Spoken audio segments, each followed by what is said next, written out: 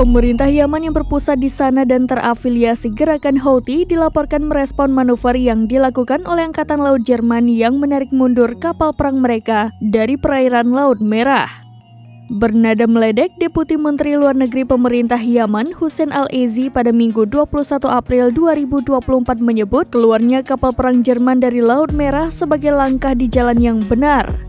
Dilansir PT, Al-Ezi menekankan di tengah aksi blokade Laut Merah yang mereka lakukan untuk mendukung perjuangan Palestina dan Gaza, concern terbesar pemerintah Yaman adalah melindungi keselamatan pelayaran.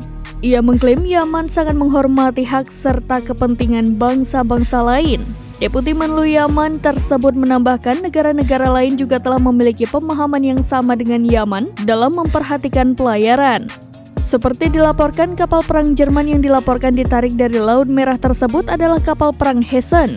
Kapal ini meninggalkan perairan Laut Merah pada Sabtu 20 April 2024. Download Tribun X sekarang, menghadirkan lokal menjadi Indonesia.